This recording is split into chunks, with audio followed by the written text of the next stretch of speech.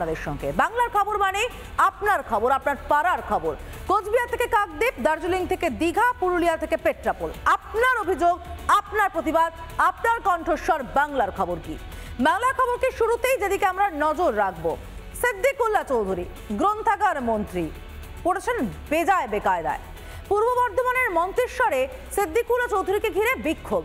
কালো পতাকা থেকে স্লোগান, চলল সবটাই। ইটের ঘায়ে আহত সিদ্দিকুল্লাহ।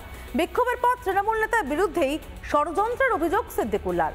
আক্রান্ত মন্ত্রীর মুখে তৃণমূল ছাড়ার হুঁশিয়ারি।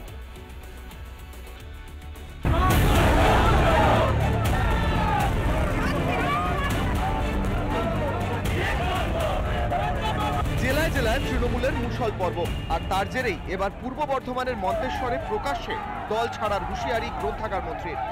আমার ইজ্জত নিয়ে বারবার খেলা হলে দল ছেড়ে দেবো আমি। আমার ভবিষ্যৎ আমি বুঝে নেবো কি হবে না হবে।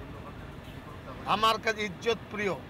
অভিযোগ, রাজ্যের মন্ত্রীকে তারই এলাকায় ঢুকতে বাধা দিচ্ছেন পঞ্চায়েত সমিতির সভাপতি আহমেদ শেখ। কিন্তু কি এমন ঘটল সিদ্দিকুল্লাহ সাহেবের সঙ্গে? 21শে জুলাইয়ের প্রস্তুতি খতিয়ে দেখতে মন্ত্রী মশাই গিয়েছিলেন নিজের বিধানসভা এলাকায়। সেখানে প্রবল বিক্ষোভের মুখে গ্রন্থাগার মন্ত্রী সিদ্দিকুল্লাহ চৌধুরী। কোনো ক্রমে প্রাণ হাতে এলাকা ছাড়েন সিদ্দিকুল্লাহ।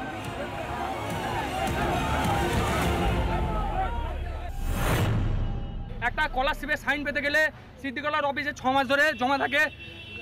ছাত্ররা বারবার গেলে 6 মাস ধরে ওয়েটিং করে থাকতে হয়। কিছু কিছু ছাত্র স্কলারশিপের টাকাও পাননি। এটা হচ্ছে 1 নম্বর সাধারণ মানুষের দুর্ভোগ। 2 নম্বর হচ্ছে উনি ভোট পরিযায়ী পাখি। উনি ভোটের সময় এসছেন এখানে অশান্তি সৃষ্টি করতে। উনি ভোট মিটে গেলে আবার চলে যাবেন, আবার 5 বছর দেখা পাওয়া যাবে না। হামলায় আহত হন মন্ত্রী, তবে ভাঙা গাড়ি নিয়েই বর্ধমানে পুলিশ সুপারের অফিসে ছোটেন গ্রন্থাগার মন্ত্রী। মন্ত্রীর রোশানল থেকে বাদ পড়েনি পুলিশও। পুলিশ অফিসার কথা শুনে পুলিশ অফিসার যদি শক্ত হতো, সে জানতো এই রাস্তায় কি হচ্ছে না হচ্ছে। সকাল থেকেই আপনার পুলিশ রেখে দিত।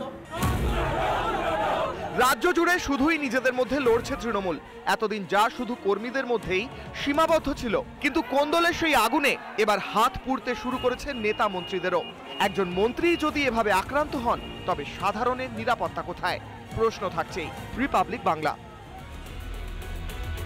নানা ধরনের কন্টেন্ট দেখার জন্য লাইক করুন, শেয়ার করুন আমাদের ফেসবুক পেজ, সাবস্ক্রাইব করুন আমাদের ইউটিউব চ্যানেল।